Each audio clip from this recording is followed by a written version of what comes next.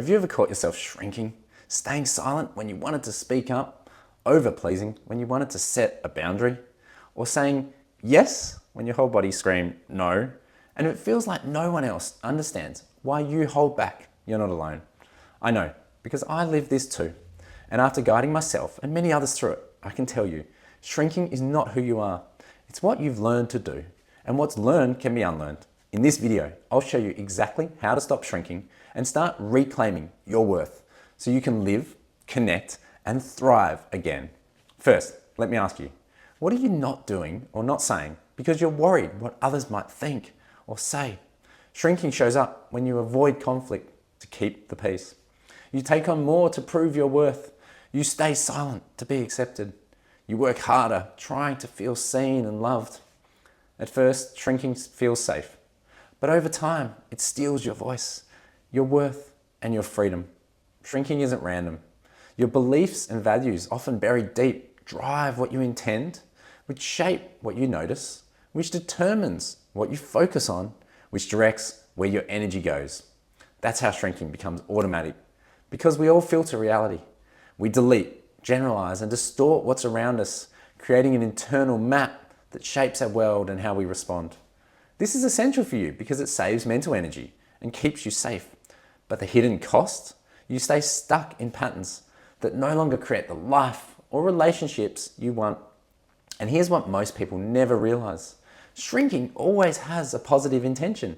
For me, it was trying to keep me safe around others, protecting me from pain, rejection, disconnection, and ultimately being unlovable.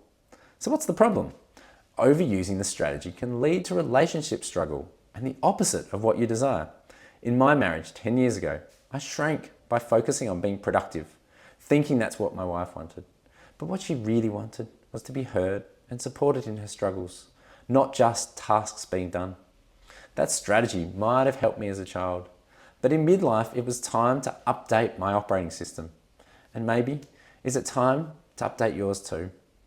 To break the cycle of automatic shrinking, pleasing, and performing for love? And the good news, it's not as hard as you think. Imagine life when you take up space without apology, without fear of how others might react. In your opinion, is that a freedom you want? Great. Let's change your future in 5 easy steps. Freedom begins with understanding your motivation for shrinking. You need to identify the belief running your show. It's important I take a few moments to explain what I mean by belief and give you the process to find the belief that fuels your shrinking. Because this is the key to understanding the inner game that drives your intention, focus, energy, and reality. And the benefit? Once you see the game, you can deliberately change it. And that lets you stop reacting and start choosing, creating meaningful relationships and a life free to dream the unimaginable and live it. Beliefs are usually a cause and effect statement in your mind, often unconscious mind. If I do X, then Y will happen. Where Y is a fear, a pain linked to safety, love, or belonging often. For example, if I speak up and say what I want, my partner won't love me. Let's apply this to understanding shrinking. But you could equally do it with another challenge, such as feeling invisible or defensive. Ask yourself, what specific event recently triggered you to shrink? How did you know you're shrinking? Notice the feelings, thoughts, body signals as you remember this event. What did you believe would happen if you expressed your voice in that moment? A look, a gesture, or words like, "You never help out with the kids." Keep asking, what does that mean, till you get to the heart of it. For example, if she says, "I never help," it means I'm not supportive. And if that's true, it means I don't love her. And if it's true that I don't love her, it means she'll leave me. If that's true, I'll be alone. Can you see how your brain and meaning making, or mine in this example, can jump from, if I say what I want to do, it means she will leave me and I'll be alone? Because meaning making happens instantly and unconsciously, using past experiences to predict present danger, it happens so quickly. The benefit, it tries to keep you safe. But the hidden cost, you see threats where none truly exist and shrink to avoid imagined pain. Pause now if you like, work through these questions and find your own belief. Or note the questions to reflect on after the video and come back.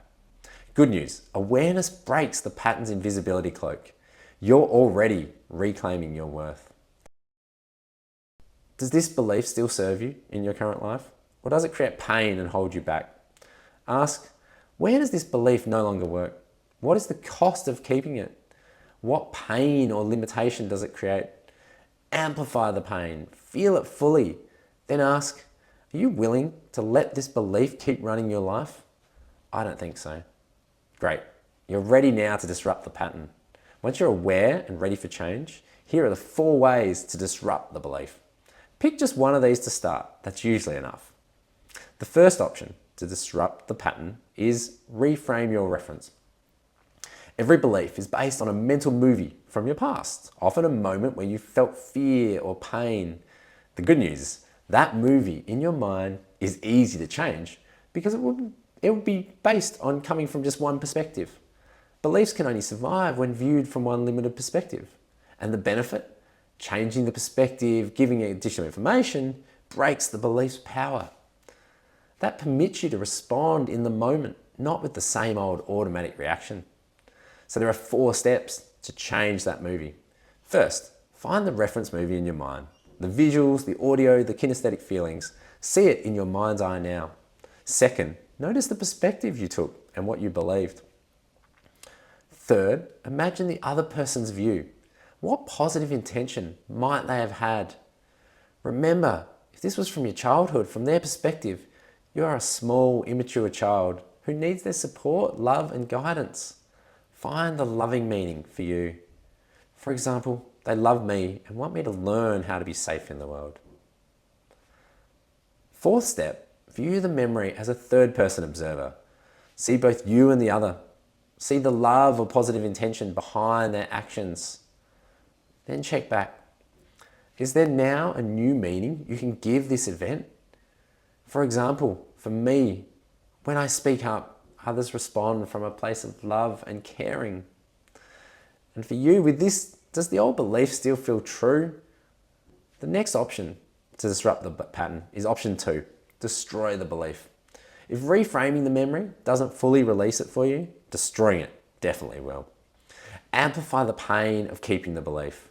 Imagine all the loss and pain and suffering into your future. Feel the cost. Then with that, you bring a heartfelt, emphatic no to it. And it's that straightforward to smash the hold that a belief has on you. And if you want to see this stepped out through in full, watch my Destroy Belief video, link in the description where I take you through it. The next option to disrupt the pattern is option 3, obliterate the distortion. Most beliefs use labels like embarrassed, let her down, or unlovable. But these are distortions, not tangible realities, because language can trap you into emotional patterns that aren't objectively real. The benefit, once you see the label as a distortion, it loses its power. And the benefit of that, you can respond to reality, not outdated stories.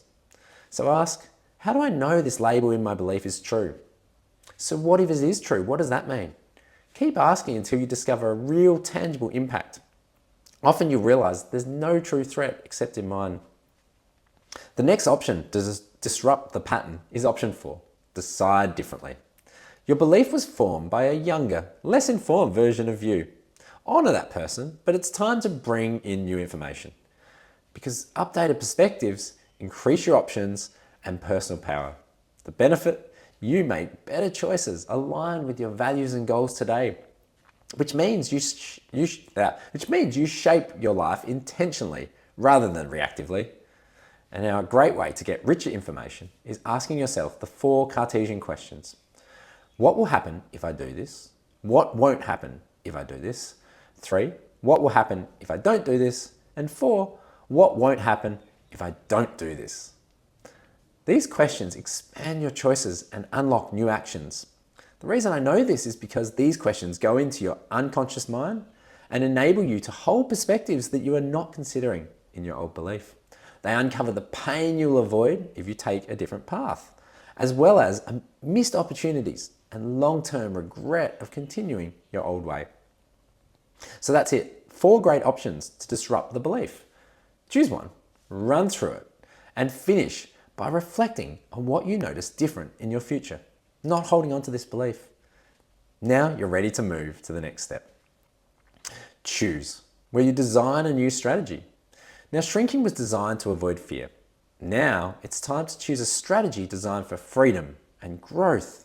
Move from a fear-based intention to a growth-based intention. In doing so, you look at frames like curiosity over judgment, awareness over assumptions, appreciation instead of expectation, multiple perspectives over your old tunnel vision, options over an automated response, compassion, especially for yourself. What are you going to be in the moment going forward? Maybe appreciative and curious. Using those frames, prepare 2 or 3 guiding questions for future moments where you used to shrink. What can I learn from this? What might the other person deeply want? What are my choices that honor my worth and show compassion in the moment? Write down your own questions that work for you. Then revisit and commit to these daily for the next 7 days to make it real and to practice it and embody it.